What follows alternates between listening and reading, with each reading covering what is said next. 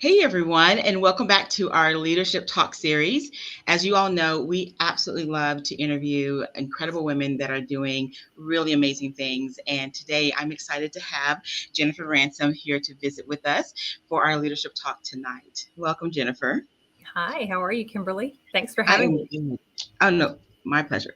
Now you all, I may be fanning. It's Texas. I feel like a little hot today. So We're I don't know. already embracing summer in Texas. It's Yes, I'm like, good Lord. So been let me take off about my glasses. 400% humidity. I was like, it was cold a few days ago, and then it got all hot, and I'm like, good Lord. So, anyways, we're excited to have you here tonight, or today, I should say, actually today. So, I would love for you to share with everyone a little bit about who you are, Jennifer, just your background. You can share about your family, but we just love to learn a little bit more about you. Excuse me. Right as I'm getting ready to speak, I get a tickle in my throat. So sorry. Oh my goodness, where to begin? I'm in my third career. Okay. So I have spent the last, I guess, 5 years sort of reinventing myself. I think my superpower is resilience at this Mm. point. But I have just in the last several years launched a new company called the Tailored Closet of Central Austin, and we are Mhm. a custom closet company. We do Yeah. closets, pantries, home offices, media rooms, laundry, you name it, garage Yeah. storage. But before that, I have a long career in marketing and communications, Okay. 2 degrees in journalism, Oh, wow. and love to write. Except when I have to write, and then it's writer's block and the blank, Yep. Yep. like every writer. But I spent my first third of my career in Texas government and state politics, working as a speechwriter and press secretary, and Yeah. then later as a chief of staff. And then when I had my son, I left that world and entered the nonprofit world, and was fortunate enough to run a wonderful statewide nonprofit Hmm. supporting the arts Yeah. for the next sort of middle part of my career. And left there and went into doing some consulting for nonprofits and trade associations. And then Hmm. COVID hit, and I was diagnosed with cancer.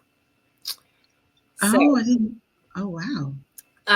I was faced with a lot of big decisions and a lot of life changes. And so much of the work that I was doing had to be in person. It was a lot of event planning and meeting planning and Right. board meetings and administration and things like that. And with COVID, you couldn't do that. And so my Right. business sort of dried up, and then I was sick on top of it. So I didn't have a whole lot of time to try to generate new business. And so my then fiance looked at me and said, stop doing what you think everybody thinks you should do. Yeah. Go do what you want to do. You've always loved interior design as a Hmm. hobby. Go back to school, study that, and be an interior designer. And I was like, Nice. what? I get to do that? I can change courses? I'm Yeah, in my 40s. What? I And love that. so, so I went back to school online through ACC, Austin Community College. And it Hmm. turned out to be the biggest blessing because it was a great outlet for me during treatment. I could sit all Yeah. day in chemo and sketch, Hmm. study, and that sort of thing. And I didn't Yeah. have to show up to class in person. It was all online. Right. So anyway, then that's kind of how I got here. Wow. No, but I love that it's from government to writing to marketing to interior design. I mean, it's all, if you really think about it, a lot of creativity in all of that you're It doing. is. And I would say it's, as my mother would say, it's all in the packaging. It is.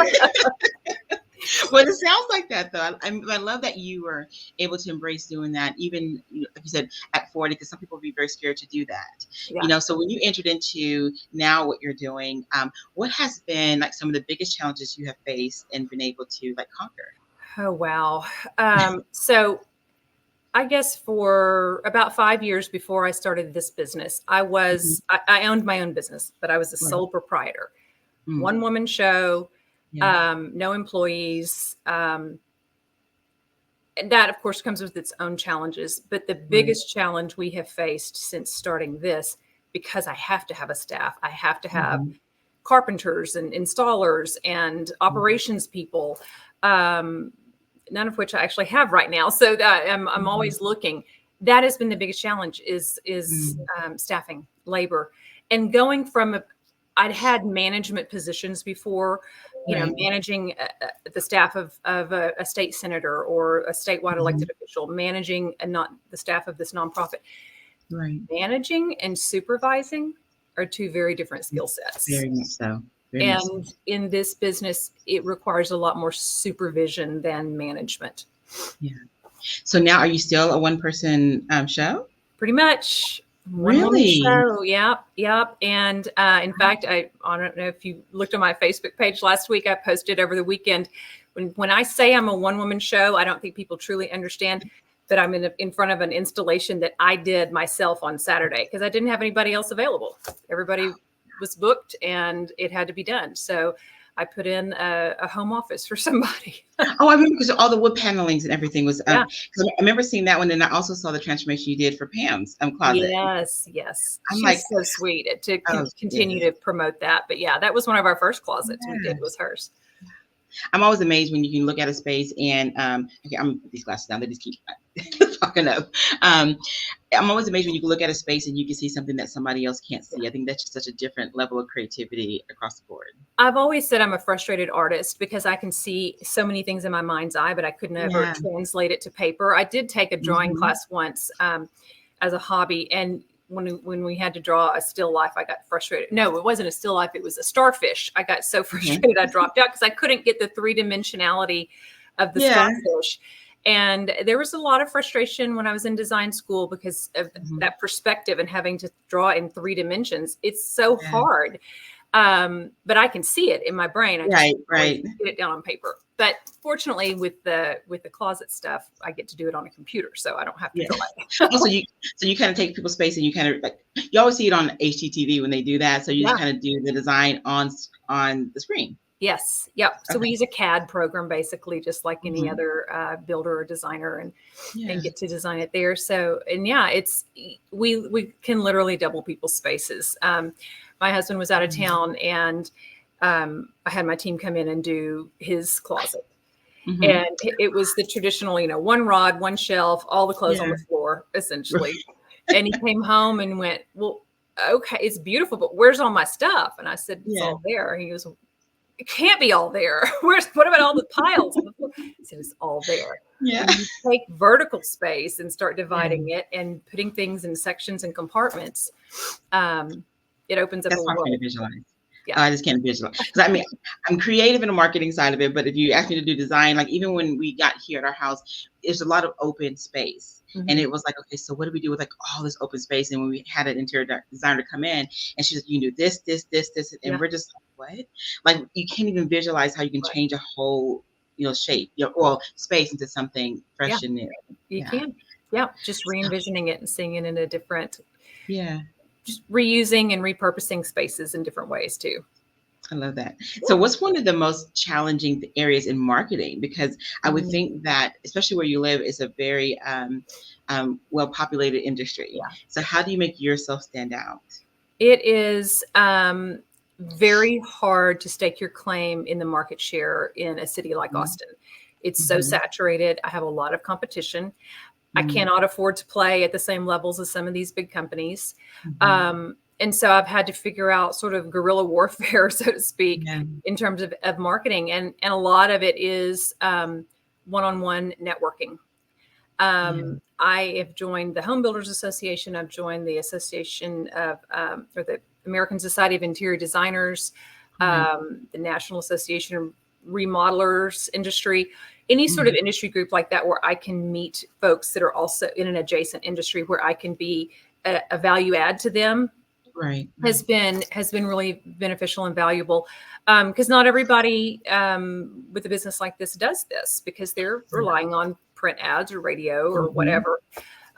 We just couldn't. I mean, I could have thrown every dime we make onto pay-per-click advertising on Google and never have competed. So we actually do no advertising right now. I'd like for that to change. I'd like to be able to expand into that, but just the expense, the marketing it's so funny. When I was, in the previous jobs, marketing and PR was always the first to get cut from a budget. And really? Yeah, I think now I don't think it would be, but 15, 20 years ago, back in the old days, people didn't realize how vital it was to a business. it's the lifeblood. And, It is. but as a result, it's expensive. Yeah. And so it's been hard to compete that way. I try to position myself. I try to use the fact that I went to design school, that I am a certified interior designer, as a way to set myself apart from other closet companies. Because anybody can learn a software. Any salesperson can learn how to design on the computer and use that program. But to be able to walk into a space like you were talking about and see the endless possibilities and see it from a more holistic perspective. I'm looking, as soon as I hit your front door, I'm looking at, what color is the door? What's the style? Do they have windows by the side? What's their garden, their front flower beds like? What's the tile like in the entryway? And I start to take notes mentally to get a taste and a feel for what your aesthetic is, so that whatever I design is going to feel congruous with the rest of your home. So it sounds like, and I always believe the best marketing is always going to be word of mouth in that one-on-one relationship. I mean, it's like you said, back in the old days, that's like I was telling my son who's in high school, I was like, we used to have to meet face to face to really get to know someone. It wasn't the texting and, everything on social media and all of that. And he was like, oh my God, that had to take forever. But I was like, it really didn't. I feel like you gain more, especially when you're coming into someone's space, Jennifer, their home, their closet. I mean, that one-on-one connection is so key. Yeah, it's hard. I'll have people say, well, let me just send you the measurements of my room. That's one piece of the puzzle. I definitely need to know that, but I also need to get a feel for you, what your style is, what your schedule is. I mean, I start to ask some questions that people are like, why do you care what time of the morning I get dressed, or do I have coffee before or after, or whatever? Am I right-handed or left-handed? But all of those things I take into consideration, because it's more than just building cabinets. It's I'm trying to give you time, space, and sanity. That's kind of my tagline. And make your space work for you. So, and I think that's just so vital, because with all the stuff that we do and all the roles that we play, home needs to be sanctuary. I just feel like it really should be a place where you feel like this is my place, and especially if it's designed in a way that's aesthetically to your family and to what you guys are, about, it just feels differently coming home. Right. And when your surroundings are cluttered and chaotic, your mind is cluttered and chaotic. And so if we can, I can't help you with what's up here, right? With what's around here. So let me ask you this, because this is something I thought about when I was looking at your profile. What would you say you've learned the most about yourself as a woman, and all the things that you have gone through to this point that has really prepared you for today? My strength and resilience, all of the things that I've been through. That top 10 list of most traumatic life events or whatever that circulates around. I had about 5 of them within about a 3-year lifespan, or a 3-year period, from a divorce, a job loss, a major move, a child diagnosed with a condition, and then my own diagnosis. And so it's been a lot, and I just keep pulling myself up by the bootstraps. I've got a girlfriend that sent me a card. It's on my refrigerator, and she wrote inside, God must think you're a real badass, because he keeps throwing stuff at you and you keep picking it up and throwing it back. Oh, I need that card. We've been going through so much, but we still keep plowing through, and people always say you got so much resilience, and it's like, yeah, I have that, but Lord, I'd like to have a little less, God. Hint, hint. I'm glad you trust me, but that's why I told my husband, I said, he must really trust us with a lot, because, as you know, with growing and building, and then life, it's just all the stuff can sometimes happen in one, at one time. So it as Pam likes to say, life just keeps on lifing. It does. It really, really does. So on the flip side, we talked about the challenges. What has been the most rewarding thing for you in building your business now? Getting to be my own boss, for sure. And I've had that for a while, but I think really getting to decide and set my own priorities, and know that I will be taking my son to school every morning. I will be picking him up every afternoon. Everything needs to happen between those 2 hours, or those 2 times, because I have a very, very finite number of years left with him, and that's That's the most important job that I have. Yeah. And, in the beginning of his life, I wasn't always around. I traveled a lot with my last sort of real job. And Right. I tell people, like, literally his first words were "bye bye mama," because I would get up and leave the house every day, and his dad worked from home, and he didn't know that we were both working. He just knew mom's gone, dad's here. Yeah. And then I traveled a lot. So when I lost that job and came home and started working from home, that's when I really figured it out, that he was my most important job. And that was the silver lining of that sort of traumatic life event, because I got to be with him and spend more time with him. And he's about to be 15. Can't believe it. I'm about to graduate 8th grade and start high school. So I see the end in sight. I don't Mine's like 16 in a few weeks, so I get it. Yeah, it's very, Pam and I've laughed because our sons go to the same school. We're like, just keep walking, get 8th grade graduation. Never mind the dark glasses that we're going to have on. Don't talk to us. Don't hug us. Right. But you know, I love what you said, though, is that you created boundaries around what's important for you. And I think sometimes we compromise our boundaries instead of setting them and being like, this is my non-negotiable. I'm doing these things because it matters to me. Well, I think too, I learned this dealing with the board of directors. You train your board of directors, you train your clients, you train your employees or whoever that needs you all the time. If you are constantly responsive to them, like I was, they expect you to be constantly responsive to them at every hour of every day. Now they'll praise you and laud you for it. Oh my gosh, I don't know how you have time to do it all. When do you sleep? That really fed my ego for a long time. And then I realized I'm not winning an award for that. All I'm doing is wearing myself out and setting myself up for more failure because they expect it. And then when I'm not available at the moment's notice, then they're mad and I'm in trouble. And, it's like, well, geez, I wasn't supposed to be answering the phone anyway. So you really have to sort of set those hard boundaries. And I also, my husband's a workaholic as well. We're both oldest children, type A, overachievers. There's a lot of he's in charge around here. But he has a hard time putting it down, and he will just continue to work. And I'm like, it's still going to be there tomorrow. Like, you're not going to solve the problem tonight. You are not going to solve the problem sitting and staring at a spreadsheet. You got to get up and walk away. You've got to change your perspective, change your view, and just refresh for a minute, hit reset. So that's a good learning and get to be mom. So no, I think it's a really good learning. And I want to make sure that even just share that, getting up, taking time away, reset, refresh. Because I think sometimes we get into those patterns where it's so easy to fall into working, even though, like you said, it'll be there tomorrow. And it's creating that. Always going to be there. It's always going to be That's true. There is no end in sight. And so I love that.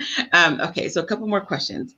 So as you're building and growing, and I know that you're developing yourself and everything in the process, how do you maintain growing your business? Because you said you're a solo, and also paying really good attention to your clients, because you're known for having exceptional client experiences. So if you're juggling all the different areas, how do you do that well? Or do you do it?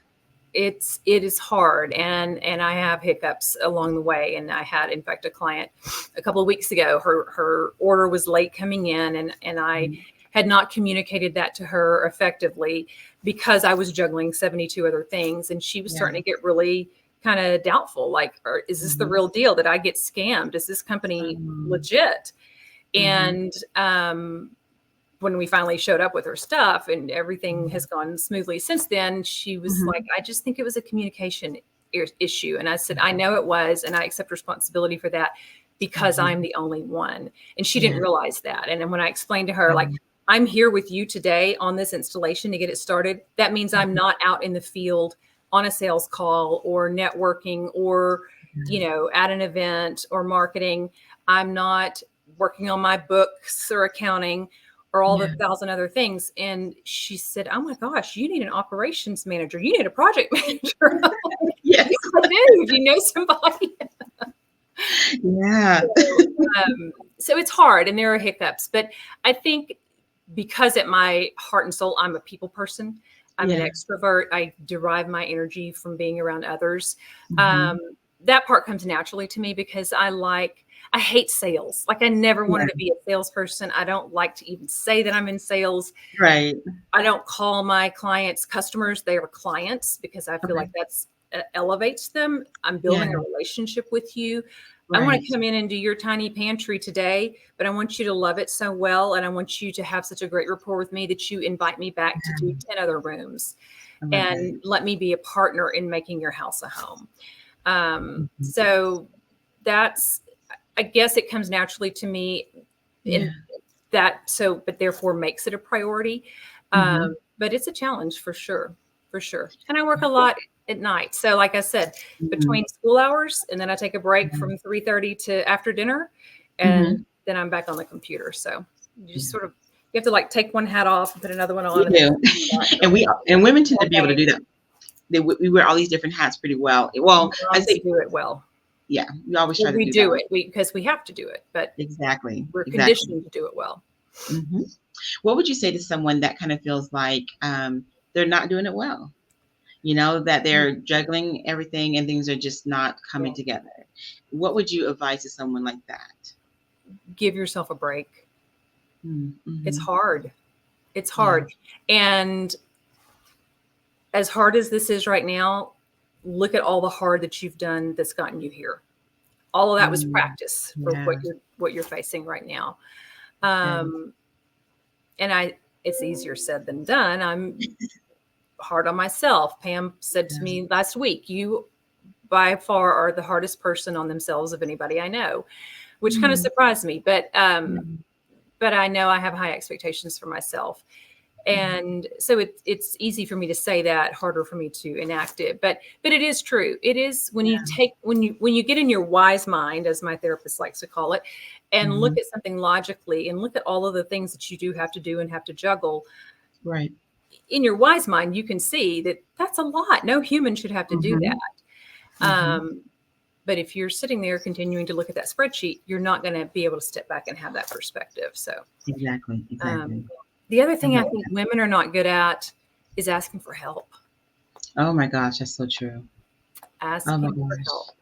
Yeah. I don't know what it is about that. As if it, I've seen women say, "Well, I don't want no one thinking that I need them," or "I think I can do it all myself." I mean, I don't know what it is that at the root of that. Why it's so hard to ask for help. I don't know either. And we are, especially Texas women or Southern women, we're like, hold my beer, watch me. You said I can't do it. Hold on. Right. So we've got a little attitude about it also. Mhm. But yeah, I find myself kind of in an unhealthy way deriving pleasure when I prove somebody wrong. No, but it does feel good whenever you can kind of push Yeah. through. But Yeah. it's just, yeah, I've seen it happen so often that people will go to the bottom before they ask for help. Yeah. And for saying that, look, I'm sinking, I need some help. They'll go down there and then like, now I need the help, and And then I've never sometimes been. it's too late at that point for anybody Yeah, to help. exactly. Um, I heard a woman speak recently at an event. She's the woman who founded Blackberry Farms in Tennessee, Okay. and talk about trials and tribulations that she's been through. She's got an amazing, inspiring story. I would encourage everybody to look her up. And of course, I can't remember her name right now, but Blackberry Mhm. Farms. Mhm. And that was sort of her key message that stuck out to me was I didn't ask for help. I wouldn't ask for help. Mm. And God finally made it clear to me that I needed to ask for help. Yeah. And I was so, stuck in being in control mode and having control over things. And I had to realize I had to let go of control. And that's hard. Ooh, that is hard for a lot of people. I had to work through that myself to learn that I can't control everything, that I need to Mhm. let go of some things. And the minute I started really letting go, I saw things grow so much differently. Yeah. I mean, I became a much more calmer person because I wasn't feeling so angst about Yeah. every little detail. I So, know. mhm. And it's as much work as I've done on it, and as good as I think I've done, or as far as I think I've come, I still have a long way to Mhm. go.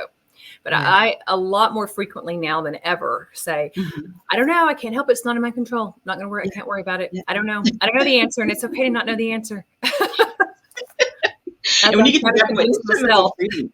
Yeah, but there's a certain level of freedom to getting to that point, to be able to say, Yeah. I don't know. Yeah. That's the truth. I don't know what to tell you. I can't figure this part out. Because I used to be that kind of person that would want to try to figure every little thing out, even if it was outside of my realm of expertise. And I'm like, okay, I can't do that. Well, I think too, I was trained to be that way. I'm probably partially that way just by nature, but working for elected officials, Yeah. you don't come to them with a problem unless you have a solution to that problem. Okay, that makes sense. And you are expected to have several options of solutions to that problem. And so, and whoever had the solution or had the information or the access to the information held the power. So it was sort of a kind of a reward system tied to it as well. So yeah, you in that scenario, you have to know the answer. But in real life, that's not the way things are. You don't always know the answer. Not at all. Things trusting that I don't know how it's going to work out, but I know it's going to work out some way. Yeah, it always does. You know, maybe not always, like you said, how we anticipate it, but it always does. Yeah, the way it's supposed to work out. Yeah. So, what would you say is up next for you now? I know, like, as you're building and growing, because right now you're just in the Austin space, right? Are you? Do you do any work outside the Austin area? We are a franchise, and so I have a contracted territory of zip codes that I get to service, and they are in Central Austin. And then we have Dripping Springs, San Marcos, Kyle, Buda, and almost to Johnson City. So a little bit of the hill country. Yes. And we are interested in expanding at some point if the territories become available so that we have the entire Austin area. But it's one of those, I don't know how it'll work out, but it'll work out if it's meant to be. Yeah, that's nice. So if someone wants to get in touch with you, how can they get in touch with you? Best way is by email, central.austin@tailoredcloset.com, or you can go on the website, tailoredcloset.com, and type in your zip code, and it'll route you to the right person. Nice. And then our best work is found on Facebook and Instagram. We update those daily. So. And you have beautiful work on there. I've been on your website and I've been on your Instagram, and I would just encourage people to definitely check it out because one of the things I love about your work is very clean. I love very clean looks and just very bright looks. And so, when Pam was telling me about you earlier, she was just like, she is amazing. You would love everything she does, and you have beautiful work. So we're definitely going to encourage people to reach out to you. We're growing a lot in the Austin space too. So I pray that we'll be able to get some leads or something where people see your work or see this interview and be able to support you in some way. I would love that. And if not me, then one of my colleagues anywhere else around the country. We have 250 franchisees across the country. So in almost every state. So if you're not in Austin, somebody else may be in your area. So. Well, I always like to end on this, to share any closing thought with the women that are watching. These are professional women who are growing, building every single day. We all have very similar challenges, and we'd love to know any closing thoughts you would like to impart to us. I would say, I think one of my biggest challenges, and probably one that I share with a lot of professional women and entrepreneurs and people who are driven like this. I mean, you're not going to be a CEO or entrepreneur if you're not, kind of wired the same way. Right. I, for a long time, functioned under this belief that I had to be perfect.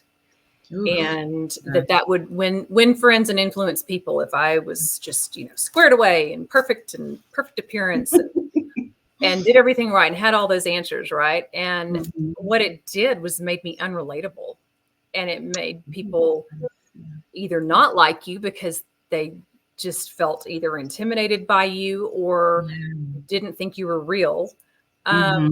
Or kind of the saddest thing that I found out was that it made them delight when you finally failed. And I had a lot of that during that 5-year, all the life changes time period. Lost a lot of friends, lost a lot of contacts, and learned a lot about. I said you learn who's with you and who's against you for sure. Who shows up and who shuts up. Right. Okay. So I know that was supposed to be our last thing, but I have to ask. So how did you get through that season? Because there's sometimes when we go through things, some people thrive through it, some people survive through it, some people just kind of walk away. So how did you get through it to get to where you are now? a radical practice of gratitude. Okay. And Explain. I learned that there's a difference between just being grateful and Yeah. actively practicing gratitude. And it just so happened, my son was about 5 or 6 when that all started. And so I thought, okay, this is a great life lesson to teach him too. And so I created what we call the happiness jar. It was a big glass, beautiful decorative jar. Yeah. We kept it on the, side table in the little dining room. And I put a tag on it that said happiness jar. And we kept a little notepad next to it. And every night at dinner, we would say, what goes in the happiness jar? What's one good thing that happened today? Love that. Gratitude is a big idea for kids to understand and process, but happiness made sense to him. But for me, it was, what am I grateful for today? Because even if it was the worst day, something good had to happen. Like the light turned green, or somebody held the door open for you, or somebody smiled at you. And just to shift the focus from all the bad shit that was happening to, okay, somewhere in this, I still have air to breathe. I still have food to eat. I still have a house or a roof over my head and a kid that loves me. And so that's a lot to be grateful for. No, I love that because it changes your perspective. I would like to believe, and I'm sure this may have happened, even if stuff was still going on, it's like your perception was changing, how you were walking in situations was changing. It was like you kind of probably breathe in, like, this is bad, but this is also good too. Over here, and it does kind of change how you look at things. I love that. It definitely did. It literally, I think, scientifically rewires your brain, but it also helped me change the way I looked at all the bad stuff too, to think, this is going to make me stronger. This sucks right now, but I'm going to be better coming out of it, because I'm going to learn a lesson, but I'm also going to get a thicker skin. I'm going to learn who my friends are. I'm going to set my priorities better, understand who I am more. So, yeah. I love that. Well, that's a good parting lesson. I'm a big believer in this always being thankful, because like you said, there's so many things that we can look at that's not going right. But at the end of the day, if you wake up, that's a blessing in itself that you're still here. So. It is. Thank you. I appreciate your time today, and I appreciate you joining us and sharing your insights. We're going to be sharing with everyone your information on how they can contact you and learn more about you. But I appreciate your time today. Awesome. I appreciate you hosting me for my very first Facebook Live. Thank you. No, I'm so glad to have you here. I survived. She's like, I survived. We had someone recently, she was like, this is my first time doing video, and I didn't know it either. And I was like, oh my gosh. I said, but this is the time where I love doing these. People get a chance to see you, hear you, and experience you in a more personal way. So, but I appreciate it. I agree.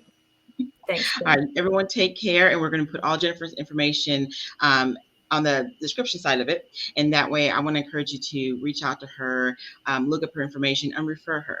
Even if you don't live in Austin, you can also refer her information to anyone that you may know that live in the Austin area. So we appreciate your time, and thank you again, Jennifer. You bet. Thank you.